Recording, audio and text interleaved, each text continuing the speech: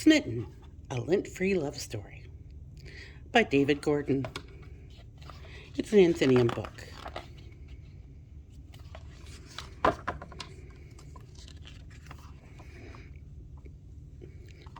One cold afternoon, a Mitten sat atop a fence post.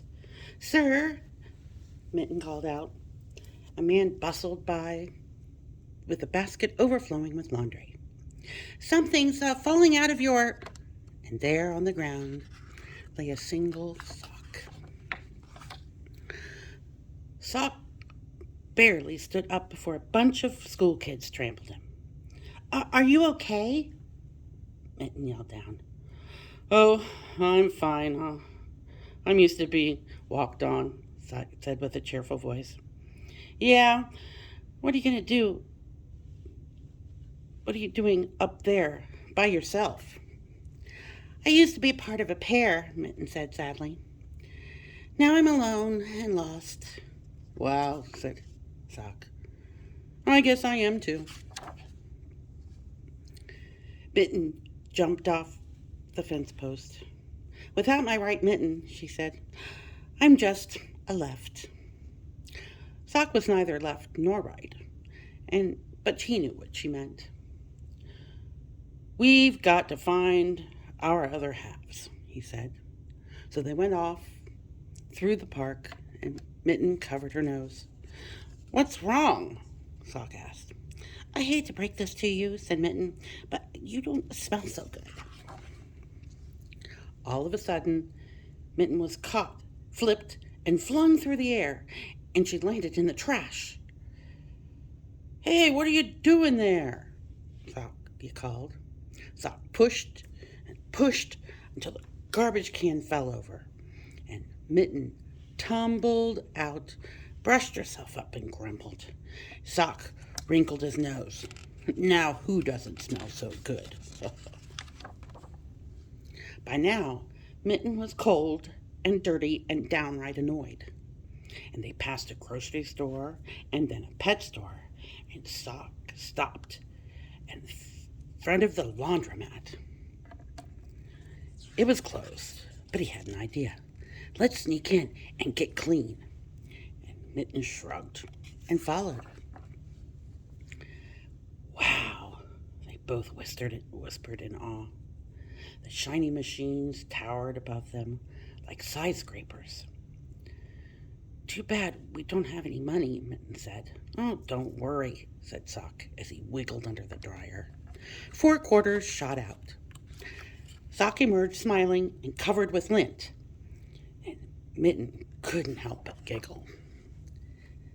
"Mitten, the water's perfect. Come on in," Sock said as he bobbed in the bubbles.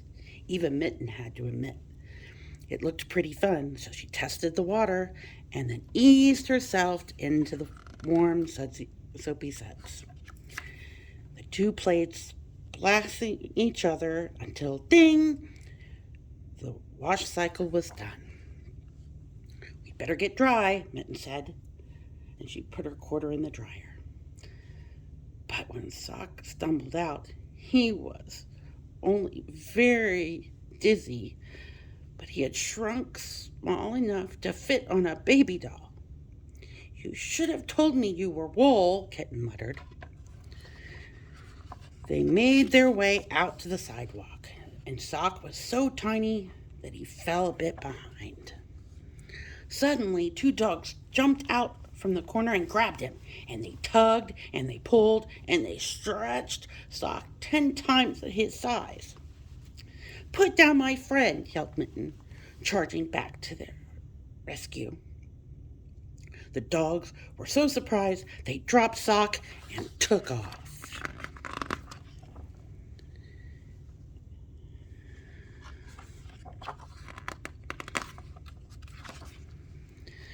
"I don't feel so good," Sock moaned.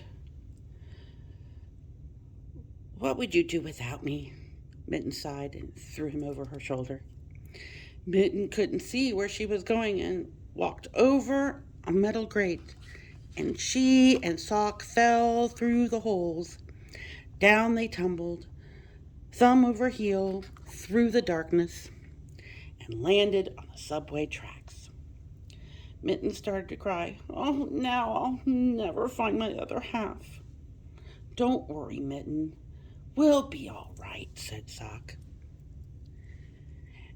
Oh, no, we won't, Mitten shouted, pointing at the giant lights bearing down on them. Oh, no. The train zoomed over them, and one of Mitten's threads got caught on the undercarriage, and she unraveled into one very, very long piece of yarn. I don't feel so good, Mitten said. Don't worry, Mitten. I'm right here, said Sock, and he gently gathered her up into a ball and hopped up the subway stairs. After a lot of searching, Sock finally found a knitting store and snuck in. He grabbed a set of knitting needles and a good how-to book. I'll fix you right up, Mitten. This'll never work, Mitten groaned. But Sock kept knitting through the night and put his friend back together.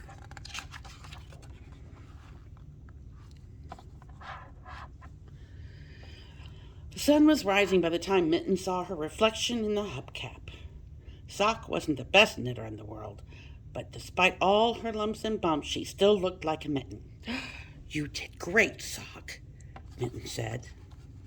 What are friends for? Sock smiled. They walked up to a department store window and looked inside. Each sock and mitten and glove had a match. They all looked so happy, but that's when Mitten realized something. Everything we've been through, I think we make the perfect pair. And the two friends hugged. And from then on,